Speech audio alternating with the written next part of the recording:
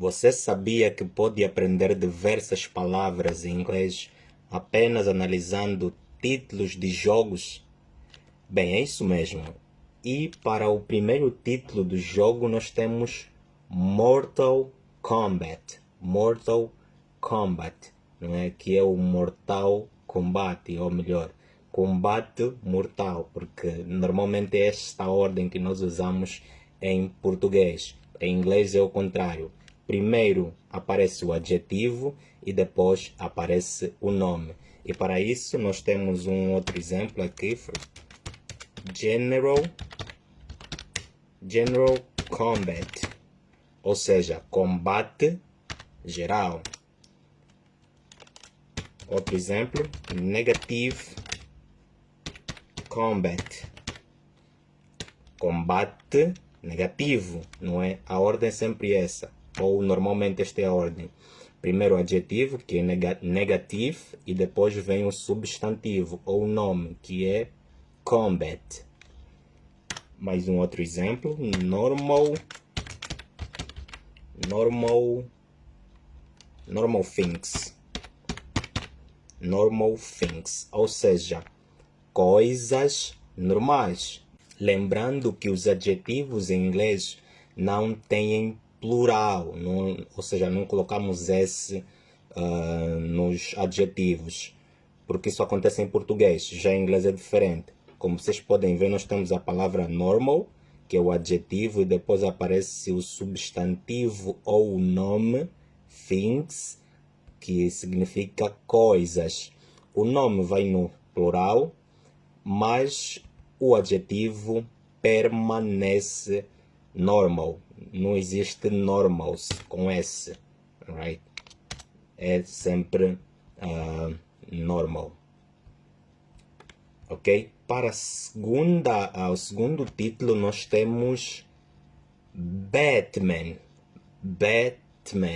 Bat, que significa morcego, e man, homem, não é? Então nós temos aqui um exemplo, bat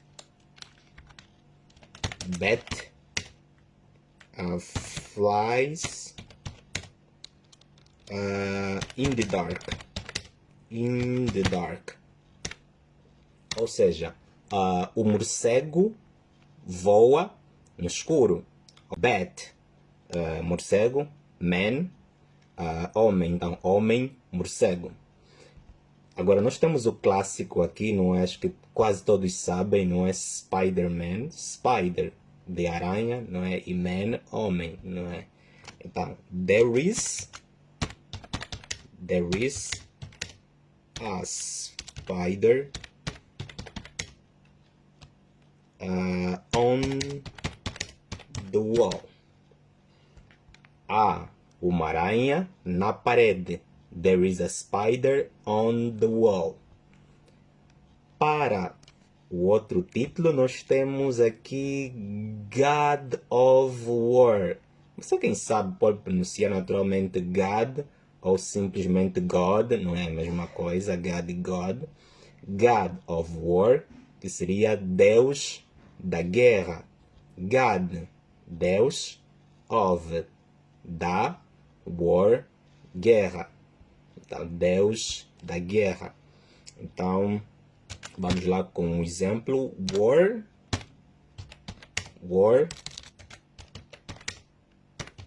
isn't a good thing. Ou seja, a guerra não é uma coisa boa. A guerra não é uma coisa boa. War isn't a good thing. Next, próximo. Call of Duty. Call of Duty. Call, chamada ou chamar, não é? Of, de, duty, que seria obrigação. Eu gosto muito, na verdade é muito importante que nos foquemos na ideia, não propriamente na tradução, mas na ideia. Então, Call of Duty seria nada mais, nada menos que chamado ao dever. Chamado ao dever. Então, você é chamado para fazer alguma coisa. E é isso que acontece nesse jogo. Eles são soldados e por aí vai, cumprem missões e tudo mais. Então, é o dever deles, é a obrigação deles. Duty significa obrigação, dever, mas transmite essa ideia de obrigação. Para a próxima, nós temos a Prince of Persia. Prince of Persia. Que seria príncipe da Pérsia, não é? Pérsia não é que nem naturalmente um nome próprio, o nome de um lugar e tudo mais, não é? Então não, normalmente não se traduzem nomes de lugares. Então, Prince of Persia, right? Ok. Para os exemplos nós temos some princes are pampered. Ok? Some princes are pampered, ou seja, alguns príncipes são mimados. That's true. Alguns príncipes são naturalmente mimados. Agora nós vamos analisar um clássico, não é? Eu também considero um clássico, que é o Hitman. Hit, não é? Que é o verbo atingir, mas essa palavra, no caso junta, significa um assassino de aluguel, não é?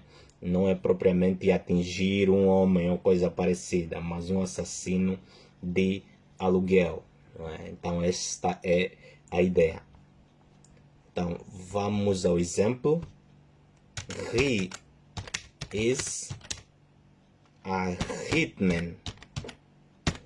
Ou seja, ele é um assassino de aluguel. He is a hitman.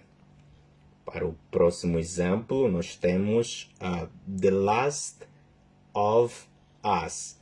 Esse é o último, não é? O último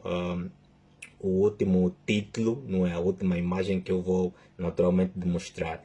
The Last of Us, que significa os últimos de nós.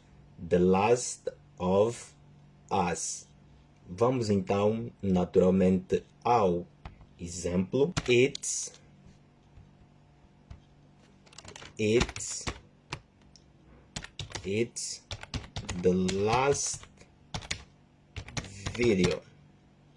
It's the last video. Ou seja, é o último vídeo. Um outro exemplo. It's the last slide. Ou seja, é o último slide. É muito fácil, não é, classe? É muito fácil nós naturalmente analisarmos dessa forma, não é? Porque aprendemos vocabulários muitas vezes sem muito esforço, não é? Analisamos as imagens, os títulos, e são títulos que provavelmente já são comuns para muitos de vós, então torna-se um pouquinho mais fácil. Quando eu digo que o inglês, para quem fala português, o inglês torna-se mais fácil, é nesse sentido, não é? Porque o inglês está everywhere, está em toda parte, naturalmente. Então, see you next class.